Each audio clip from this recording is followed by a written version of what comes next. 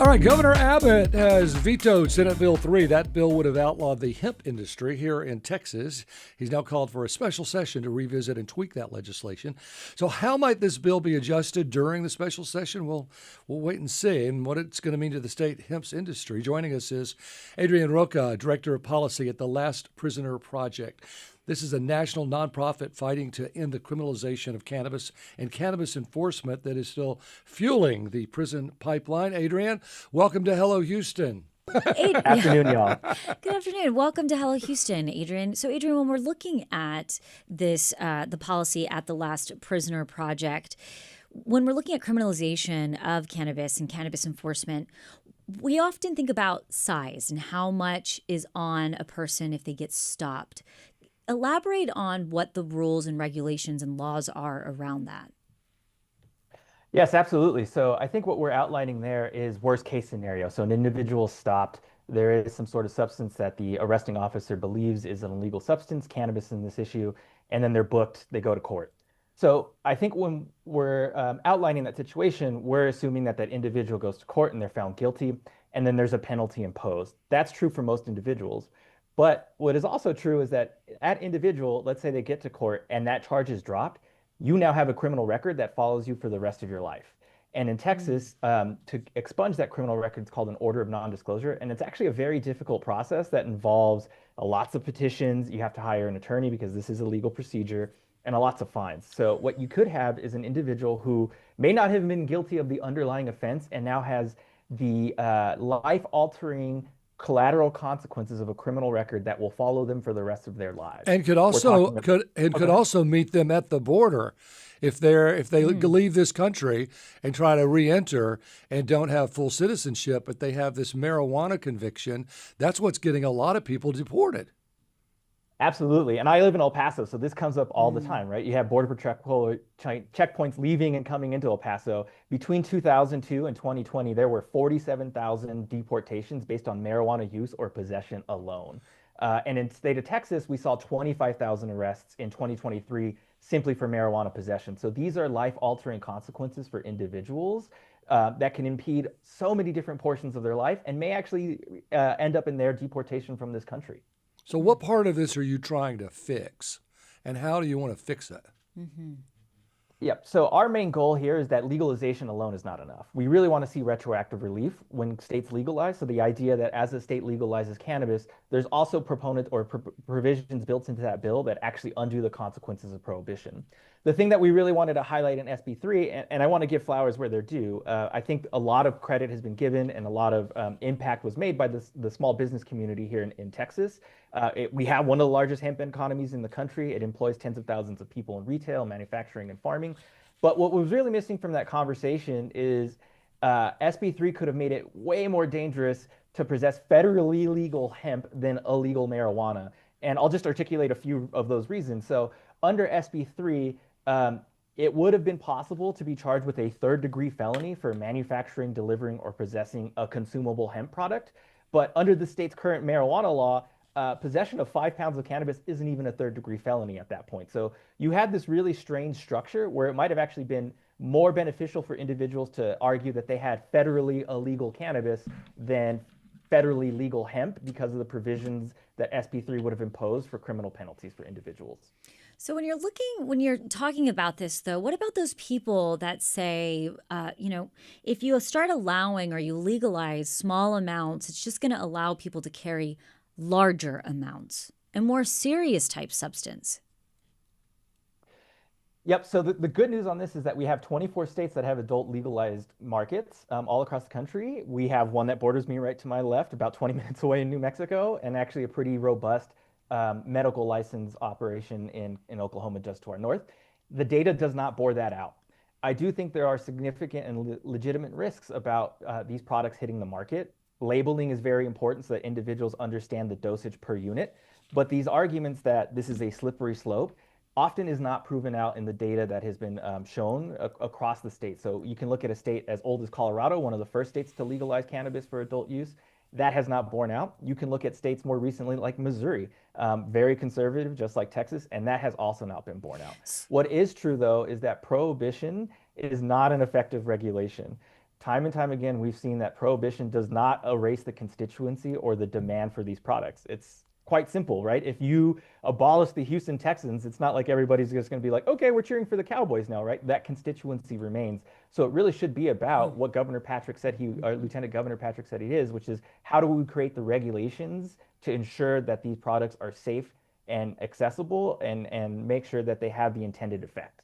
So help me a little bit with the terms, because when we say cannabis, we're saying cannabis and hemp and the marijuana. And so marijuana. so what's what? I mean, I know what it smells like. That's about all I know. And then there's like Mary Jane, and then there's like All kinds of stuff. There's all kinds of stuff. It's a great question. So without getting into the hard science of it, because I am definitely not a scientist, there is a distinction. All this comes from the distinction that was made in the 2018 Farm Bill, which basically said anything under 0.03 that is considered hemp, and anything above that is called intoxicating cannabis, and that is federally illegal and a Schedule I drug. But is it the same plant? Is it the same plant, just a different amount of THC in it? That is correct. So these are all derived from the cannabis plant. And really, the distinction exists in law, but not in science, right? You can have a black and white regulation that exists on paper, but actually determining the difference in the synthesized cannabinoids, all that sort of stuff, that's hard chemistry. And I think that's one of the things that we really wanted to consider when you're creating laws that are based on whether or not this is a product that's hemp or a product that's cannabis. Who's going to make that determination? The courts across Texas are already strapped for cash. And then we're going to ask them to invite chemists into courtrooms to determine, was this actually hemp at the time of possession, in which case they're subject to a different penalty, or was this cannabis at the time of the possession, and that's subject to a whole different schema of penalties. So it really is causing this confusion. We really thought that you could just sort of draw a line and say everything from this point on is hemp and everything from this point on is cannabis. And that distinction in practice actually ends up being difficult to enforce. So cannabis is marijuana, the one we're all kind of used to hearing about. Yes. Okay. Yeah. Cannabis, marijuana, and hemp has less THC. Flower. Right. So do you grow it to have less THC, or do you take the weed and do something with it? I'm learning so much about marijuana now. Yep. So in both procedures, you would have to extrapolate some of the sativa from the plant in order to make it intoxicating. The difference with intoxicating hemps is that you're talking about biosynthetically organized molecules. And so this is a whole different type of plant. And so, I think there are legitimate consumer safety concerns about this, but outright banning it, as this bill would have done, SB3, that's not regulation, right? That's obliteration. And that's just simply not a way to regulate these products. The need for these products exists. We heard multiple veteran groups come forward during the legislative process to say there are significant therapeutic benefits from PTSD to individuals who served in military, and they should have access to these products. And what Lieutenant Governor Dan Patrick and the Texas legislature asked and passed was not a regulation bill. It was a full ban on these products, ensuring that any individual who wanted to access these would not be able to do so in a legal manner. We are listening to Hello Houston, and we are speaking to Adrian Rocha, the Director of Policy at the Last Prisoner Project. You can join the conversation if you have any questions for Adrian at 713-440-8870. So Governor Abbott vetoed Senate Bill 3. You've said this is a win in some ways. How does this affect the Last Prisoner Project? Yep, and I think it affects all of us. And that is to say, this distinction exists because cannabis is still federally illegal. And to the questions earlier, right, like what is the distinction between cannabis and hemp? Well, that distinction is only because it exists in one federal law. And we can see that change if we just legalize cannabis. This distinction between intoxicating consumable hemp products and cannabis wouldn't exist if we just got rid of the federal ban on cannabis. 24 states have already done it for adult use, and over 40 have done it for medical and therapeutic reasons. And so I think one of the best ways that we can approach regulation is the same for a lot of industries: transparency and sunshine, right? If you let us in, allow this to be a legally consumable product, we can really have thorough regulations that are consistent across the states to ensure consumer safety. So I always think the answer to everything is money, right? I mean, that's always seems to be the answer. Really, Frank? And this is a huge billion-dollar business. And if we have 40 states that are using it medically and 25 for recreational use, it must be because there's money in it, right? Those states see dollar signs. So why is Texas are all our dollar signs about oil? I mean, can't we look at this as not only a compassionate as an economic thing, opportunity, as well as compassionate? Absolutely. So I think there's two ways to think about the money question here. There's exactly what you're outlining, which is how much money are we leaving on the table by not taxing these products and regulating them. Colorado's school system improved drastically after legalizing cannabis because they earmarked certain portions of those sales and retail taxes to go directly to the school system. And as a result, Colorado's school system is now one of the best in the nation. Now, it's not a one-to-one comparison, obviously. There's a lot of different things that go into that, but having money is a great first start. The other thing to think about, too, is how much money are we spending on incarcerating individuals who have nonviolent offenses? You think about all of the money that's going into the court proceedings, the individuals who no longer can get jobs because they can't pass background checks. That's all a drain on our economy as well. And so what we're really seeing is a whole sort of system of impediments to individuals being able to move on with their life because they possessed cannabis. And this is an offense that is deemed so low that even at the federal level, even though the penalty exists, the U.S. Sentencing Commission has said nobody is continually charged with simple possession at the federal level anymore, because there really just isn't a return on public safety dollars on that. And so I think the question we should really be asking ourselves is, what are we really doing here? Are we mad at these people, or are we afraid of these people? Because if we're mad at them, we're spending a lot of money on a finger wag. Well, and I think that's why the governor said this is going to be in court for years, because at the federal level, it is just a slap on the wrist. Yes, but I think that there is a culture type of, besides the economics behind it, as a parent, as somebody who looks at this and does worry about my children taking substances or this type of thing getting into the wrong hands, I understand looking at this from prison reform and incarceration and what that does on somebody. However, from a culture perspective, I have seen people that wear shirts that say, "Don't California my Texas." So I think there's going to be, besides the economic benefits, what are the downfalls of it if a child is using this, or, parents are concerned about this, just the way you don't want your child drinking alcohol. I wouldn't want this to get into my But your children still do. No, absolutely not. My children are perfect. Adrian, what do you have to say to that about people that are critical of this and say absolutely not? In Texas, we will never legalize marijuana. It is a drug.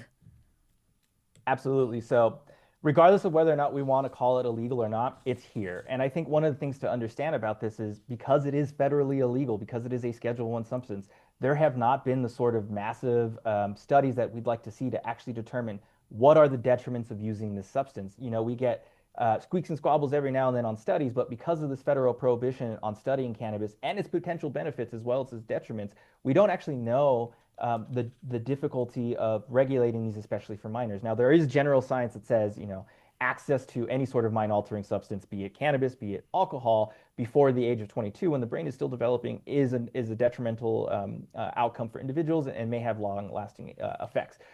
But prohibition is different from regulation. We haven't seen prohibition work for high schoolers before. I was a high schooler myself. I can tell you that alcohol was readily available at that point. And hello, senior prom.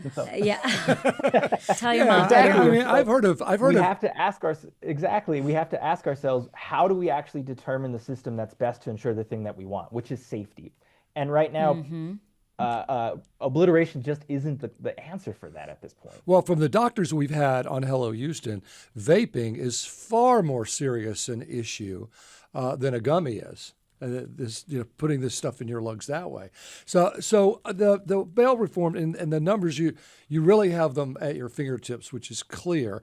So let me ask you, how many millions, if not billions of dollars does Texas spend incarcerating people before their trial, by not just letting them agree to come back and actually putting them in jail over marijuana before they're tried for it?